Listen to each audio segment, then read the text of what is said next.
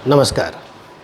आज हम भक्ति आंदोलन के उदय के कारणों के बारे में अध्ययन करते हैं। भक्ति आंदोलन जो है वो कब उदय हुआ और किस प्रकार समाज में उसका प्रसार हो गया, इसके बारे में आइए देखते हैं। भक्ति आंदोलन के बारे में सबसे पहले हम देखते हैं कि उसके तत्व वैदिक साहित्य में मिलते हैं। वैदिक साहित्य में जो भक्ति के मूल तत्व हैं, श्रद्धा और भक्ति, उनके बारे में वेदों में भक्ति के संबंध में ऐसी बातें आई हैं, परंतु वेदों में भक्ति का नाम नहीं है। वेदों के बाद जब उपनिषद आए, उपनिषदों में श्वेताश्वेतर उपनिषद है जिसमें भक्ति शब्द आया है।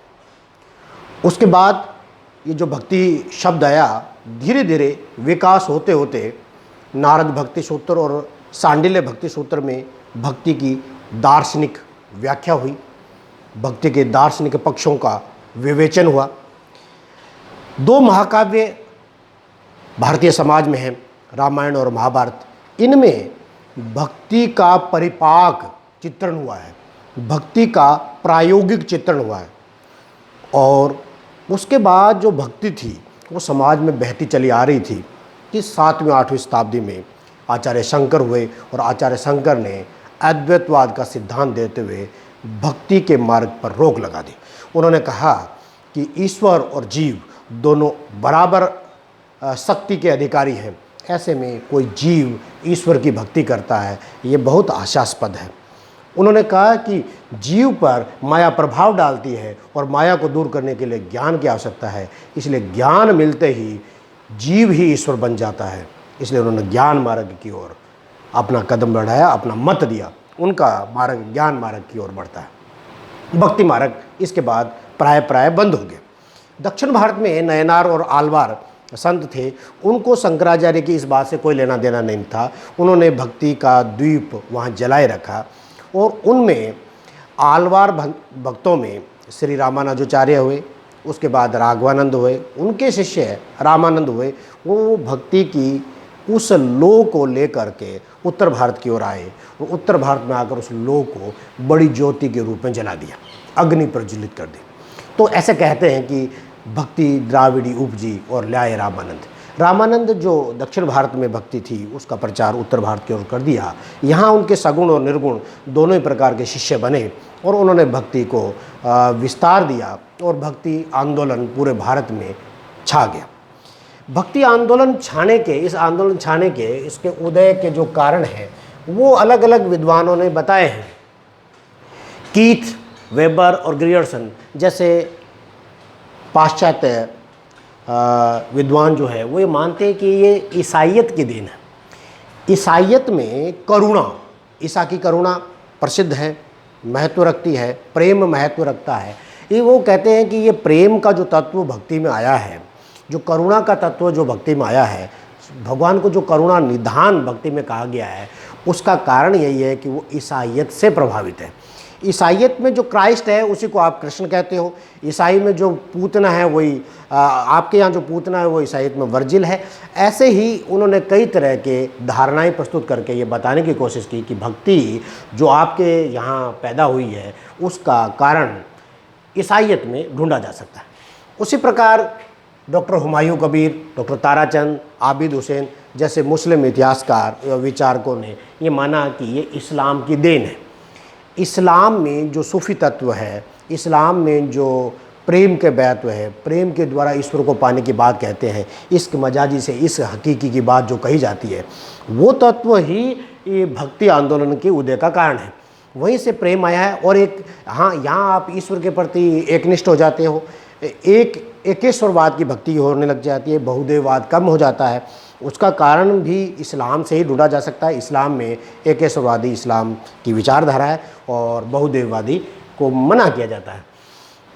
आचार्य रामचंद्र शुक्ल इस्लाम से ही प्रभावित मानते हैं भक्ति को, परंतु उनका मत अलग है। वो इस्लाम की देन नहीं मानते, वो इस्लाम की प्रतिक्रिया मानते हैं। यहाँ प्रतिक्रिया का अर्थ ये है कि जब इस्लाम आया और हिंदू जाति हारने लगी, हारते हुए हिंदू जाति और हिंदू राजाओं को जब निराशा हुई तो वो कहते हैं कि एक निराश हताश जाति के सामने भक्ति के अलावा और मार्ग ही क्या था। मतलब निराश हुए लोग इस भक्ति आंदोलन की ओर बढ़ गए, तो वो ईश्वर की ओर शरण में चले गए। ऐसा रामचंद्र शुक्ल अपना मत देते हैं। डॉक्टर नागेंद्र मानते हैं कि ये द्रविड़ संस्कृति और वैदिक संस्कृति दोनों के समन्वित प्रभाव से हुई है। इसमें द्रविड़ संस्कृतियों का भी प्रभाव आया है कि द्रविड़ समाज में जो प्रेम की बात की जाती है, करुणा की बात की जाती है, और यहाँ पर जो श्रद्धा वैष्णव भक्ति में है, वो वैष्णव भक्ति की श्रद्धा और द्रविड़ भक्ति का प्रेम मिल करके वैष्णव ये भक्ति आंदोलन उत्पन्न हुआ है।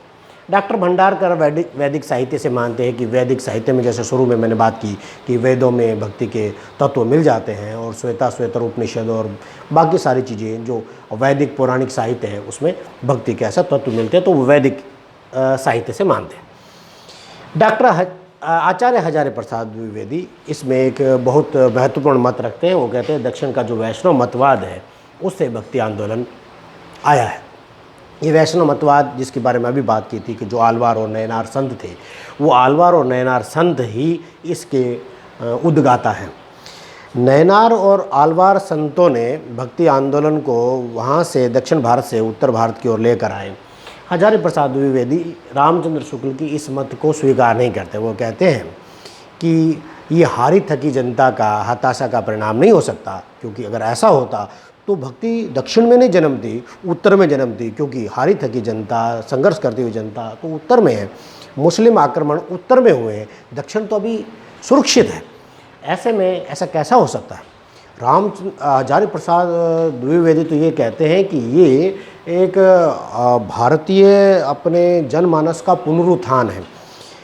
अगर भक्ति आंदोलन नहीं भी आया होता या इस्लाम नहीं भी आया होता, इस्लाम नहीं आया होता, तो भी भक्ति आंदोलन का ऐसा सा ही रूप होता जैसा है। तो कहते 12 आना ऐसा ही होता जैसा आज है। मतलब कि भक्ति अपने आप ही एक स्वाभाविक प्रक्रिया की देन थी जो समाज में आनी थी। देर सवेर हो जाती तो अलग बात थी।